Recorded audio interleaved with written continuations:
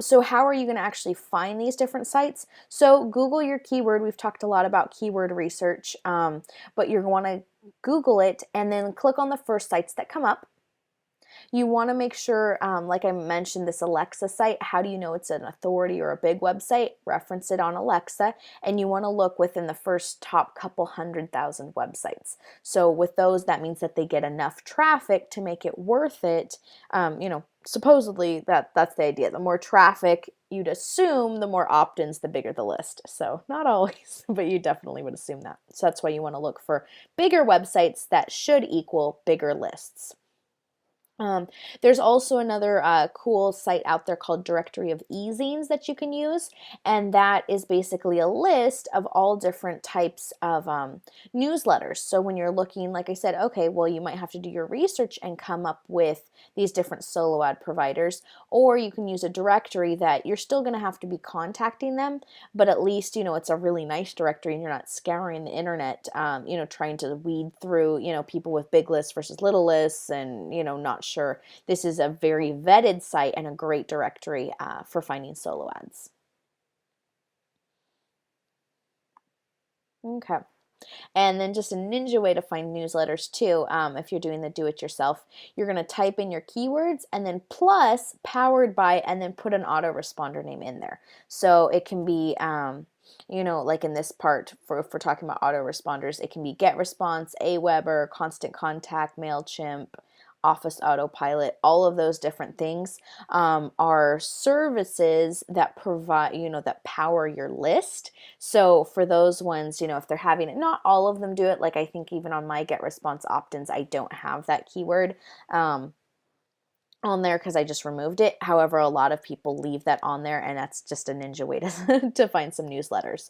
Also, just typing in your keyword, so it could be, parrots plus newsletter or plus e-zine, so different words like that. So adding in those combinations can also help you find these better than just doing a generic search and then having to look through and find different newsletters or opt-in boxes on those websites. And then you can also use the Google Keyword Research tool to find related keywords and keep expanding and expanding on all of your different words. Okay, and here's the thing too, is if you can't find any information and you really want to advertise on this website, and you can't contact them, because that's the idea too, is you find them, and then you send them an email and contact them and say, hey, I would be, do you ever market to your list, things like that. You might not even use the word solo ad. You can, but you can also just say, hey, do you ever, market, other things to your list like that I could pay for, yes or no, just find out. But if for some reason you can't get a hold of them or find their contact info, if you opt in and join their newsletter, well, voila, you're going to get their email address when they send you emails. So pretty cool on that one. Okay.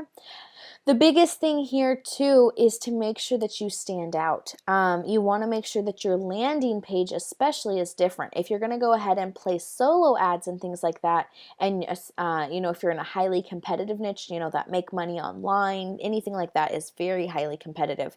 And if you're just using generic landing pages, we've emphasized that before, but still, if you're using generic landing pages, chances are that somebody else has already purchased solo ads and can be with that same landing page.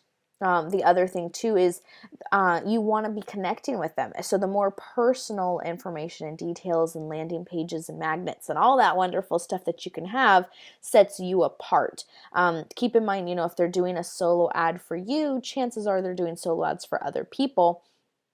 So how do you set yourself apart? You can set yourself apart in that email that you're sending, but really it's the landing page that you want to pique their interest on and make sure it stands out, it's original, and it catches their attention.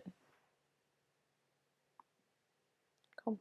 And the cool thing here, the last little benefit with solo ads is while you're doing all this stuff, because you're focusing on the opt-ins, so it's somebody, they see your email, they go ahead, they click on the link, if they like you, they opt in, bam, you get their email, so you're growing your list, which also builds it to the point that maybe at some point you will have a big enough list that you can actually run solo ads to your list and make some money that way too, which is really cool.